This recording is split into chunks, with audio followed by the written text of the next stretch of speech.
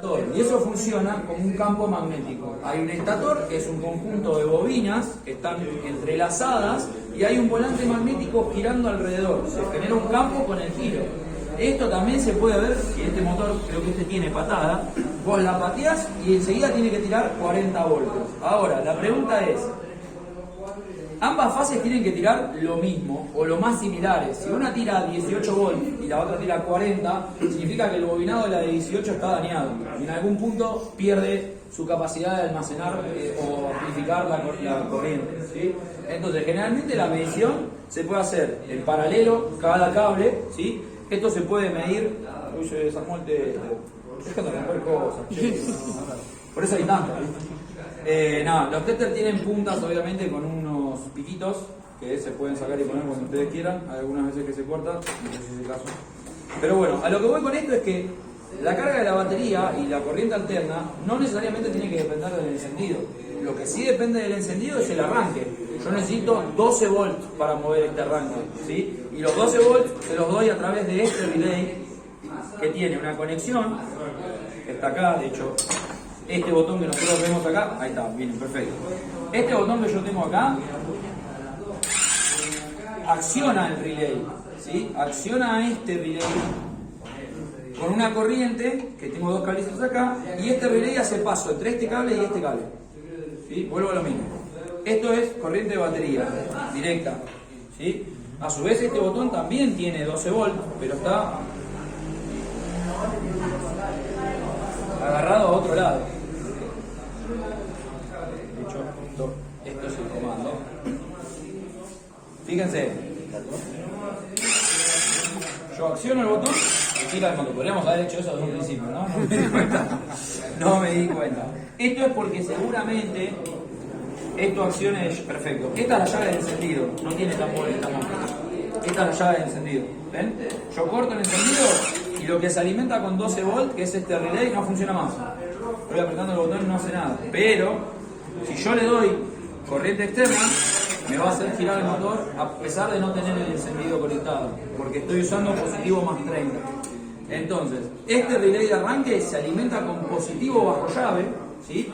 Y cuando se acciona, hace paso entre esta terminal y esta terminal para alimentar el motor de arranque. ¿Y por qué no puedo alimentar el motor de arranque con este pequeño botón? Uno diría, ¿por qué no? ¿Por qué usar un relay de arranque previo? Porque necesita mucho amperaje para mover este motor de arranque. Y si yo le doy positivo constante desde este botón al motor, es probable que se me derrita el cable, se me derrita el botón y quede pegado al motor de arranque. Porque es demasiada el amperaje que consume el motor. Demasiada fuerza para un botón tan pequeño. Entonces, los fabricantes de motos, que no son ninguno boludo, diseñaron estos relays. No los fabricantes, era algo más automotriz, ¿sí? En los autos es muy común encontrar relays por todos lados, para tableros, para un montón de cosas. En las motos tenemos puntual, para el encendido siempre hay uno, siempre hay uno. Después puede haber para accesorios, para el tema de si tiene refrigeración líquida va a venir para el bulbo de temperatura, ¿sí? Pueden utilizar para la bomba de nafta si es inyección o si es también el mercado carburador. Pero el principal siempre va a haber un relay para el encendido. Ahora voy así, voy de nuevo. Salgo del estator. Del estator tengo un cable verde que ya dijimos que es masa, ¿sí? Dos cables amarillos que son corriente alterna. Un cable que es la señal de captor, ¿sí? Lo que podemos medir en el captor, porque su voltaje es tan pequeño que a veces la medición se nos pierde, es la resistencia del captor. La resistencia de un objeto. Bueno, voy a tener que usar otro test. Eso, de resistir. Si yo de este punto a este punto tengo. Bueno, vamos a hablar un poco de electricidad y después usar la corriente de la moto como un río, ¿sí? Tenemos la resistencia, que son las piedras del río, ¿sí? Que evitan que el agua fluya de un lado hacia otro, ¿sí? El amperaje, que es la fuerza con la cual el agua va hacia un punto, ¿sí? La fuerza, o sea, el caudal de fuerza que hace ese río para arrastrar de un punto A a un punto B X cantidad de litros de agua. Y el voltaje, que es cuánta agua hay en el río, ¿sí? El voltaje en las motos es algo medio constante. Si no es alterno, continuo siempre va a ser 12 volt, 13 volt, 14 volt, 15 volt en el mejor de los casos, pero hasta ahí. La corriente alterna puede ir hasta 200 volts, dependiendo de dónde se tome y qué se genere. Pero a lo que me refiero es, volvamos a la idealización de una manguera. Yo tengo una manguera de 1 pulgada de diámetro. Esa pulgada es el constante, es el voltaje, ¿sí? Después tengo una cantidad determinada de agua que corre de un punto A a un punto B. Corre a 30 amperes. Son fuerza. Es cuánto tarda el agua en llegar de acá hasta acá y con cuánta fuerza llega, ¿sí? Y después adentro de la manguera, la cantidad de agua. Porque yo tengo 1 pulgada de diámetro, pero por ahí tengo la mitad de la manguera llena. Entonces, eso va a ser el tema de voltaje, ¿sí? Que puede ir variando, pero en general es una constante. ¿Por qué les cuento todo esto? Porque está acá, pero no lo vemos. Entonces, hay veces que vamos a poder medir voltaje y hay veces que vamos a tener que medir resistencia. La resistencia acá se figura como una pequeña herradura, ¿sí? Y se mide en K, en ohms. Es un ohmio, es un término, o sea, es un rango de medición, ohmios. Puede ser 200 ohmios, 2000 K ohmios, 20.000, ¿sí? Acá la K significa obviamente multiplicación por 1000. 20 son 20.000 ohmios, 200 son 200.000 ohmios, y así, 200 son 200 ohmios, ¿sí?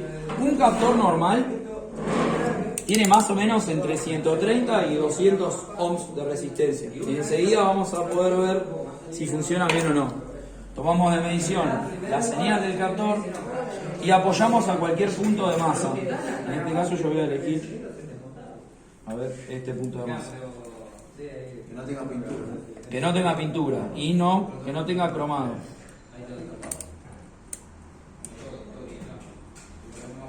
¿No? Este captor tiene 149 ohms de resistencia, ¿sí? Es decir, que está en parámetros. Yo dije más o menos entre 130 y 200. Eso nos va a decir el fabricante. Es muy importante saber si el captor está en buen estado, porque el captor cambia la resistencia cuando yo lo acciono. Fíjense, de 149 a 150. ¿Y eso saben por qué aumenta la resistencia? Porque hay una lectura entre la cinta del volante magnético y el captor. Eso es un imán.